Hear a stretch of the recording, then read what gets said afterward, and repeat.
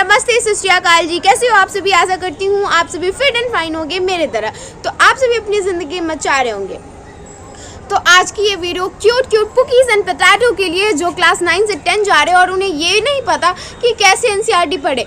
पता है, मेरा भी यही हाल था आप लोगों की जैसे। जब भी मैं क्लास 10 में थी, जब भी मेरा क्लास स्टार्ट हुआ ना, मैं थोड़ी सी ऐसे दिमाग लगा रही थी मुझे एनसीईआरटी कैसे पढ़ना है, लाइन बाय लाइन पढ़ना है या पढ़ के छोड़ देना है। तो आप सबका भी यही हाल हो रहा है, मुझे पता है, क्योंकि मैं भी आप सबकी तरह एक innocent cute cookies and potato थी। इनोसेंट तो आप लोग लगते नहीं हो, ठीक है ना। तो आज की इस वीडियो में आप सबको क्लियर कर दूंगी कि एनसीईआरटी को पढ़ना कैसे, भाई आखिर पढ़ें कैसे ये एनसीईआरटी को। एक तो एनसीईआरटी की लाइन टफ, ऊपर से क्या लिखा हुआ है भाई, कैसे आएगा। और पता है ये मैं आपको बता रही हूँ क्योंकि मैं ये सोचती थी हमेशा कि एनसीईआरटी का लाइन जो आंसर होता है वो पूरा रट लेना है, क्या करना है। तो मैं पूरा के आपको क्लियर कर दूँगी। जैसा कि मैं आप सभी को बताई हूँ कि अगर आप लोग ऑनलाइन जा रहे हो, ऑफलाइन जा रहे हो, तो अगर आप सभी ये सब आपको डाउट आ रहा है तो आप सभी मेरे पिछले वीडियो पर जाके देखो। मैं वहाँ पे सब कुछ आपको बता दी हूँ कि आप कैसे 10th को स्टार्ट करो और क्या क्या आपको चाहिए, बुक एंड कोचिंग वगैरह। तो अगर अभी तक आप लोग नहीं देखे हो ना तो क्यों नहीं देखो, जाओ देखो।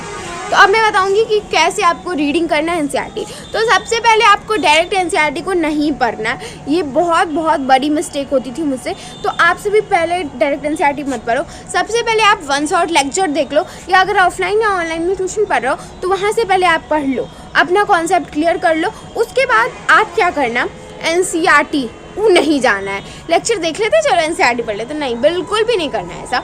आपको बनाना है नोट्स, तो नोट्स बनाना ही पड़ेगा। अगर आप लोग अभी से नोट्स बना रहे हो स्टार्टिंग से, तो आपको लास्ट जाके दिक्कत नहीं होगा कि हाँ नोट्स नहीं बनाए कैसे करें। तो सबसे पहले आप वन शॉट या ऑफलाइन या ऑनलाइन अपनी कॉन्सेप्ट को क्लियर कर लो, ठीक ना। ये तो सबसे पहले मुद्दा हो गया कि कॉन्सेप्ट को क्लियर करना है। मैं हमेशा आपको बोल रही थी कि आपको अब रटना नहीं है, अब कॉन्सेप्ट सीखना, because this is class 10th, okay.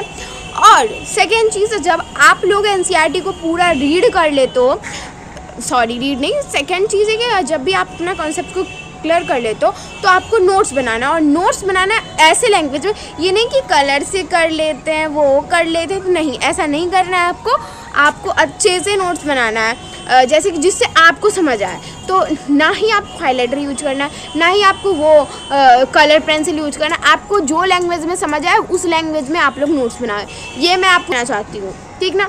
तो आप पहले नोट्स बना लो। सेकेंड चीज़, और इतना सिंपल लिखो कि जब भी आप एनसीईआरटी रीड करो तो आपको लगना चाहिए हाँ भाई मैं ये पढ़ के आई हूँ और एनसीईआरटी में सर नहीं चकरा रहा है।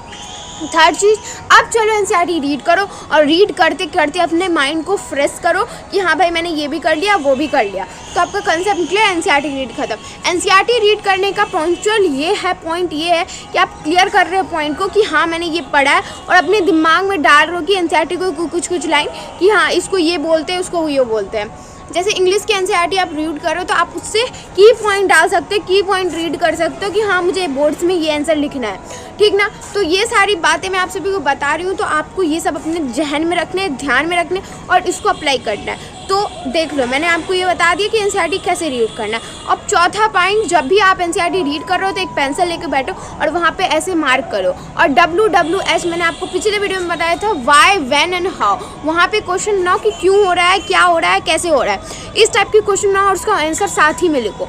ये बहुत अच्छा ट्रिक है जिससे आप एनसीईआरटी को रीड कर सकते हो। तो मैंने चौथा बात आपको बताया था WWH, तो ये पर प्लीज़ आप यूज़ करना, ये एनसीईआरटी में बहुत यूज़ आता है। और एक पेंसिल रख लो और अंडरलाइन करो कि देखो हमेशा आपको एनसीईआरटी रीड करने का जर्नी है, आप 1-2 बार कर लो तो बहुत हो गया।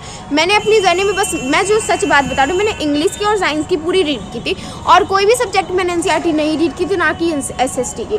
मैं उड़ान वैसे थी तो कुणाल सर जो नोट्स बनवाते थे वो पूरे एनसीईआरटी की लैंग्वेज में थी। तो अगर आप एनसीईआरटी की लैंग्वेज में कोई बैच से कर ही रहे हो तो कोई ज़रूरत नहीं है कि आप एनसीईआरटी को रीड करो। तो ये लास्ट की बातें हो गई। तो लेकिन जब आप इस स्टार्टिंग से पढ़ रहे हो फ्लो में, तो आप एनसीईआरटी पढ़ो। मैं ये नहीं कर रही हूँ कि मत पढ़ो, बट हाँ आपको बहुत नेसेसरी है। बिकॉज देखो इस बार क्या हुआ था, कॉन्सेप्ट है, तो कॉन्सेप्ट पे ज़्यादा ध्यान दो। और देखो एनसीईआरटी पे तो ध्यान देना पड़ेगा क्योंकि आप CBSE वाले हो और हम लोग CBSE वाले हैं, तो एनसीईआरटी हमारी माता, उसके आगे हमें कुछ आता ही नहीं है। तो ये सब ध्यान पे रखो और आप सभी का मार्क्स बहुत अच्छा आने वाला है, मुझे पता है। और आप सभी मेहनत कर रहे हो तो ऑफकोर्स सब कुछ होने वाला है। और ज़्यादा घबराओ मत। और अगला टॉपिक आप मुझे कमेंट बता दो, मैं उस पर ब्लॉग बना लूँगी। और तब तक के लिए बाय, पढ़ते रहो, मचाते रहो। और मैं क्या ही बोलूँ, और मैं बोलना चाहूँगी आपको कि देखो एक PW का जो मैं जब क्लास 10 में थी तो PW का कोई सीरीज स्टार्ट हुआ था, NCERT line by line explanation. अगर आपको NCERT में फिर भी दिक्कत आ रहा है रीड करने में, समझने में, तो आप क्या कर सकते हो, उस लेक्चर को जाके अटेंड कर सकते हो और उनसे समझ सकते हो। उनमें समृद्धि मैम है, SST के लिए टीचर है, केमिस्ट्री के लिए टीचर है, साइंस के लिए बहुत फैकल्टी है, तो आप उससे देख सकते हो। तो तब तक के लिए बाय बाय, और अपनी ज़िंदगी में बचाते रहो और खुश रहो, and bye bye. Bye bye, पढ़ते रहना।